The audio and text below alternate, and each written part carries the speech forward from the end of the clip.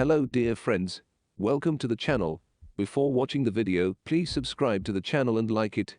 Prince Charles, 73, is gearing up to celebrate the Queen's Platinum Jubilee to mark her historic 70-year reign. In the run-up to the royal milestone, Her Majesty's son and heir has represented the 96-year-old monarch at a string of recent events amid ongoing mobility issues. Among these, the Prince of Wales performed the state at the opening of Parliament earlier this month on behalf of his mother. Ahead of the Jubilee, there have been calls for Charles to be made Prince Regent, an arrangement that allows for a monarch's duties to be fulfilled should they become incapacitated. Against the backdrop of these developments, Express.co spoke to a constitutional expert to look at the royal protocol for Charles acceding the Queen to the throne. Dr. Robert Morris from University College London's Constitution Unit explained what will happen on the day Her Majesty passes away. He said, "She dies, and in a process called demise, events take place, which not only deal with her death, but also the inheritance of her heir. And the law is that, as soon as she dies, her heir immediately becomes king in this case. We don't know what title he will take. He does have a choice over that. He's got rather a lot of Christian names to consider as it were, but we expect him to call himself Charles." The term demise comprises two things: the death of the sovereign and the accession of their successor according to law.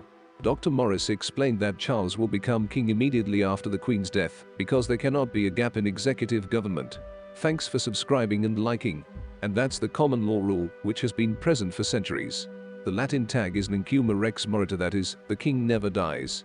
This is the notion that the monarch has to wear two aspects of his personality: the constitutional function, which of course must continue, you can't have a break in executive government, and the personal, which is of course he is human, and he does die.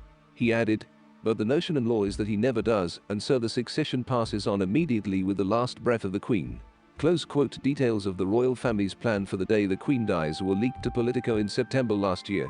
Codenamed Operation London Bridge, the procedures go into minute detail about how Her Majesty's passing will be shared with the Prime Minister, top government officials and then the public. According to documents obtained by the magazine, the Prime Minister will meet with King Charles, who will then deliver a broadcast to the nation at 6 p.m. The timetable of events according to Politico was similar to the protocol Dr. Morris outlined with Express.co.uk. He said, "We think that the Prince, now the King, will then make a broadcast on the evening of his mother's death. And the plan apparently is that he will then travel to the provincial capitals for memorial services, which will be held there in Edinburgh, Cardiff and Belfast. Meanwhile, arrangements are made of course for the lying in state of the Queen, which will take place in Westminster Hall. I'm not sure for how long it will last, but I imagine a very large number of people will wish to pay their last respects by passing by the catafalque and the coffin in the hall. Then a funeral will take place sometime later, which we understand was going to take place in Westminster Abbey." He added, "But the interment itself will take place in St. George's Chapel in Windsor." Close quote. Write in the comments what you think about this.